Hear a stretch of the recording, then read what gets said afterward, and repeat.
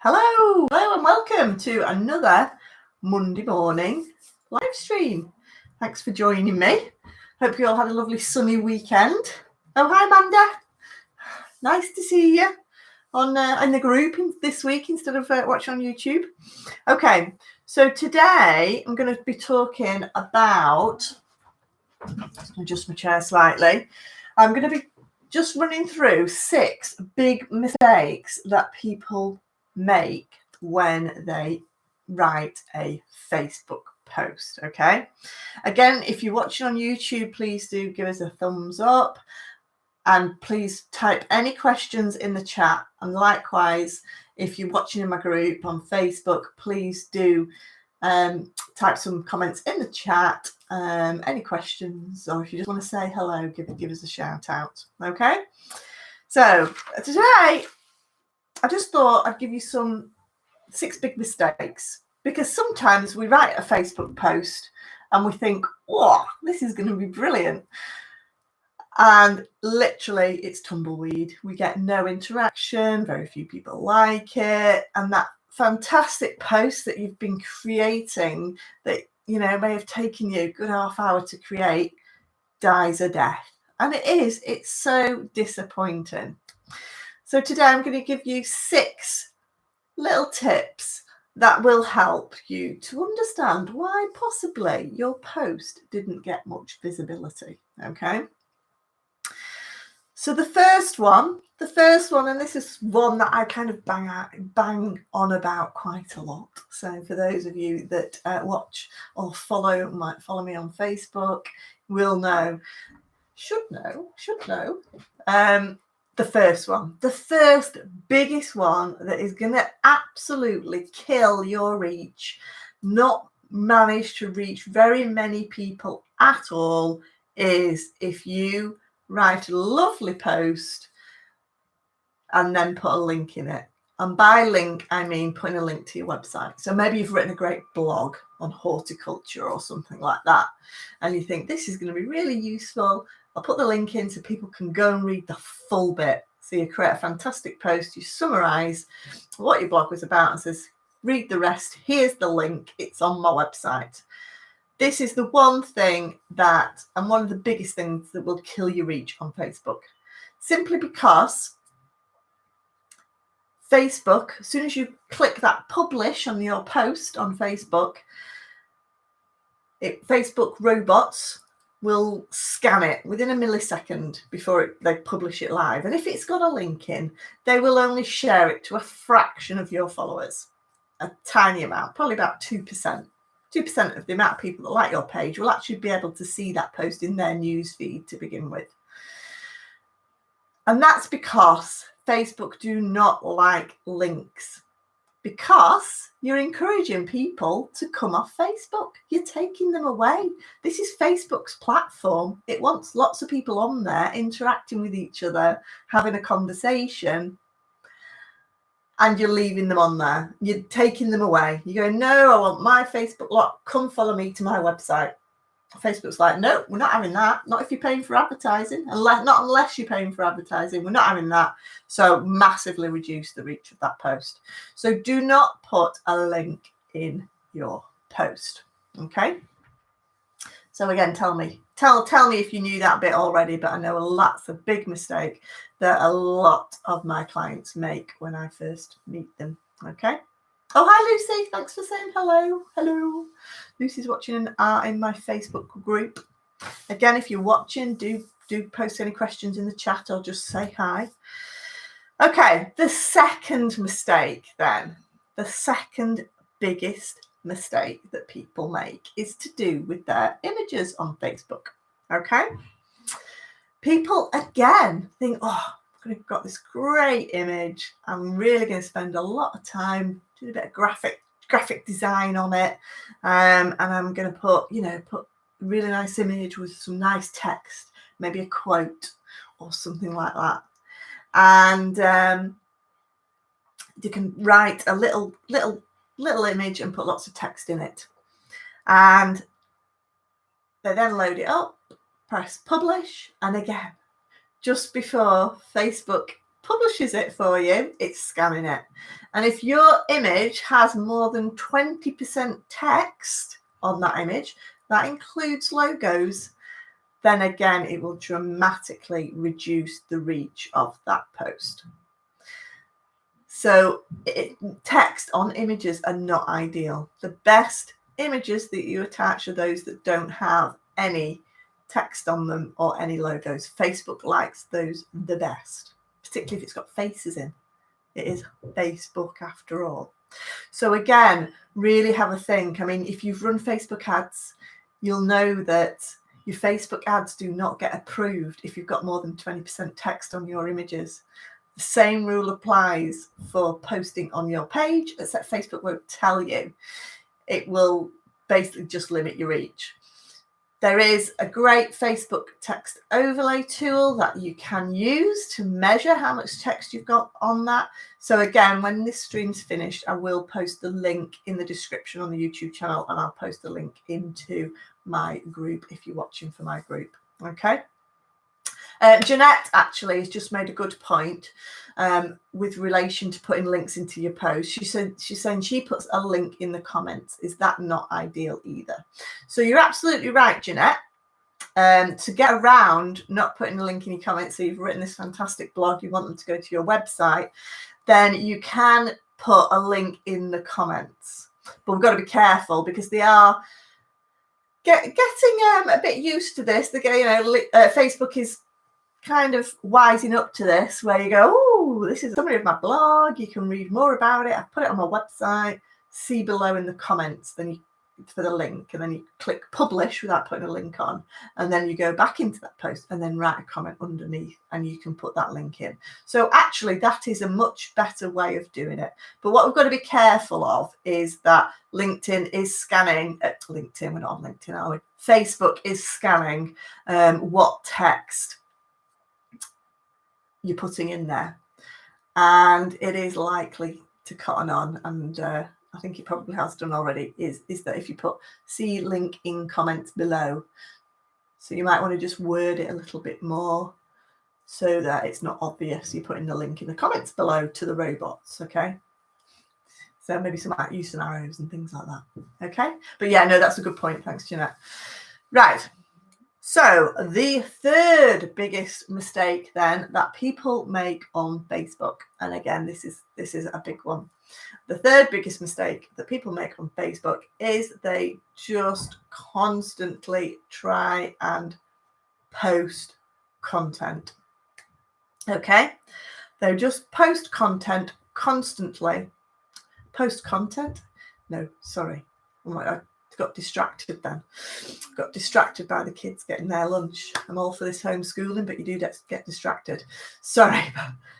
People constantly post sales pictures is what I'm trying to say. They constantly post content that are trying to sell their stuff. So here's my fantastic shoe. You can buy these shoes online. Here's a fantastic dress. 20% off. Here's this, buy this, there's a sale, do this, do. And they're constantly just going, sale, sell, buy this, my stuff, this is what I've got, this, buy that. Okay. Facebook is not, is not a platform where you can just constantly sell. Facebook is about building a community. And if Facebook, you're not going to get that much traction or love from Facebook if all you're doing is selling content, trying to sell your products. A couple of years ago, Facebook had a dramatic decline from business, from people who were using Facebook on a personal level, because people were coming onto Facebook and all they were seeing from businesses they were following was their newsfeed being full of businesses trying to sell them stuff. And it was overpowering the posts they'd come onto Facebook to see, and those were of their friends and family to see what they were doing. We've got to remember that people are coming onto Facebook to be entertained, to see what friends and family are doing, to be informed about useful stuff. If they wanted to buy, they'd Google it. But at this point in time, they're not in a position to buy. unless they know and trust you. So again, you've just got to try and craft content that doesn't give people the hard sell. I generally say 80% informing, educating, entertaining, and then 20% of these posts you can sell, because obviously we are here to sell. Okay, so don't give people the hard sell on Facebook. It's not going to do you any favors. Okay, keep it to a minimum amount of your content. Okay, so the fourth one that is quite interesting is, the fourth mistake people use is they don't use hashtags. Okay, people think hashtags on Twitter, hashtags on Instagram, but they forget that actually you can use hashtags on Facebook. And actually some people don't even know, let alone forget. Okay, there's a lot of discussion about the value of hashtags on Facebook. A lot of people say, yeah, do use them, or they're a waste of time.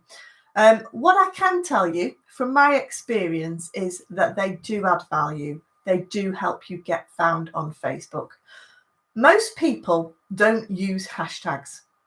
Therefore, if you use hashtags, you're going to rank higher than those people that don't use those hashtags. So just to remind you all, a hashtag should be a keyword that your post is associated with, a keyword or a very short phrase.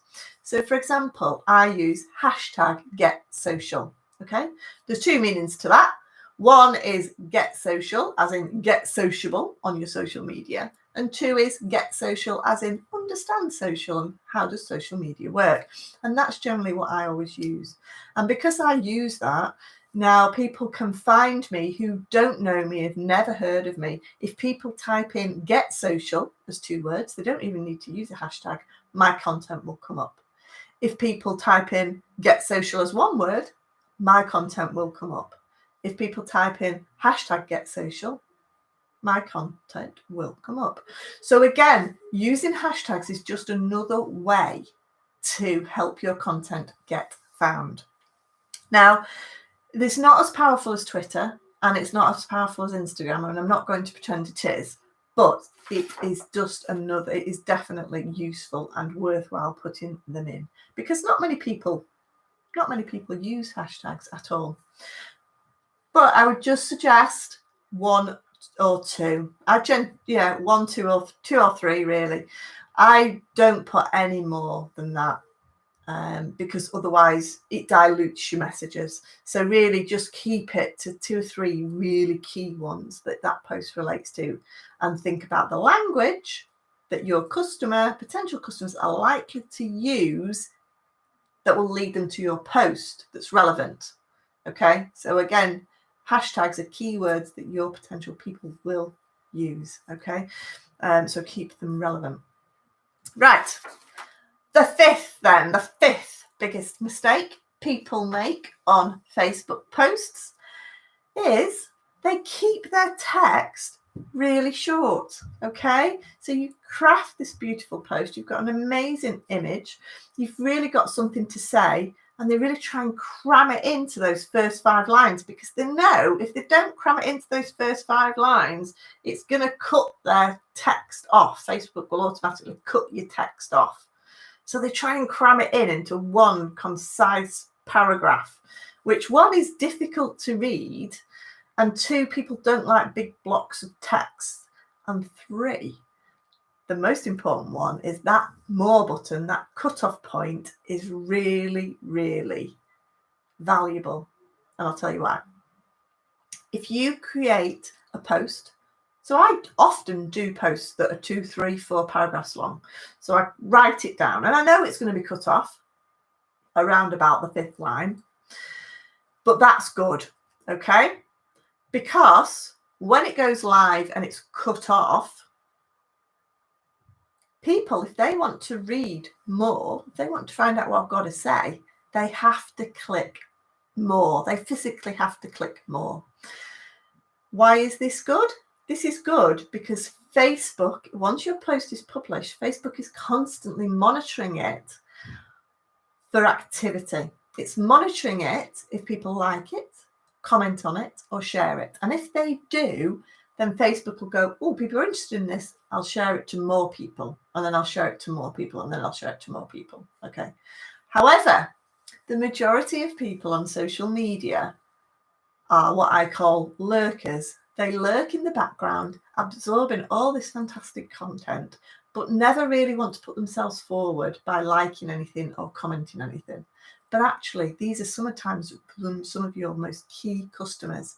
A lot of the inquiries I get on Facebook are from people I've never heard of.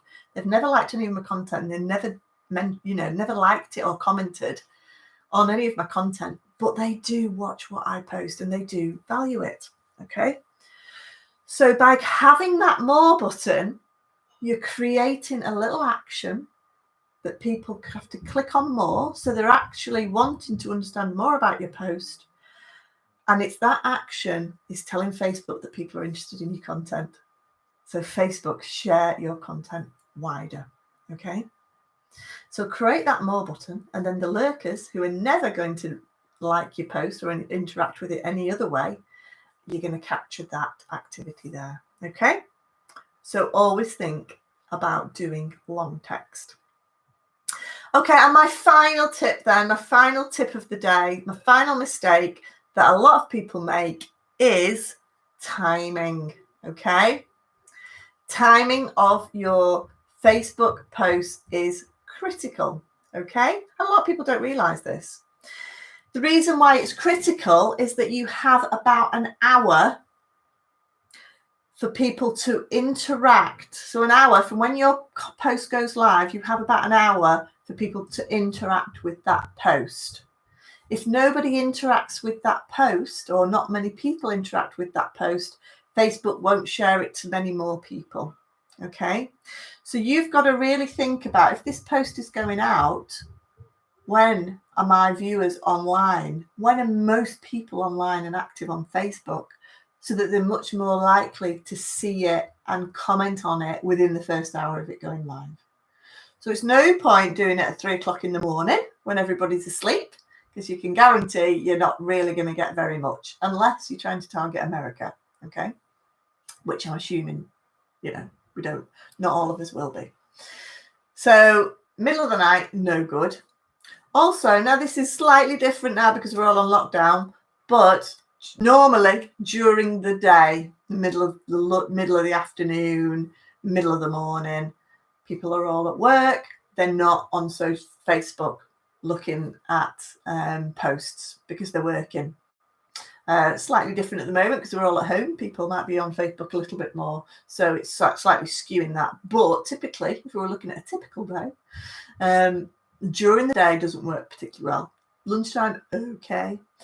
But generally speaking, and again, check the statistics. You've got a whole wealth of analytics on your Facebook pages, which will tell you exactly when your followers are more likely to be online. So have a look at those. But generally speaking, in the UK, the best time to post your content is in the evening, because most people come home from work or log off from work, as we're doing at the moment, go downstairs and then sort the tea out, sort the kids out, sort all the jobs out, and then they'll relax and go, oh, let's just have a look at Facebook, see what my mum's up to, see what my brother's been doing. And that's when the majority of people are on Facebook. Okay, it's in their downtime, in their social time. So if you're posting content when they are not online, your content is not likely to go very far.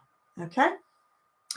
So those are my 6 top tips on Facebook.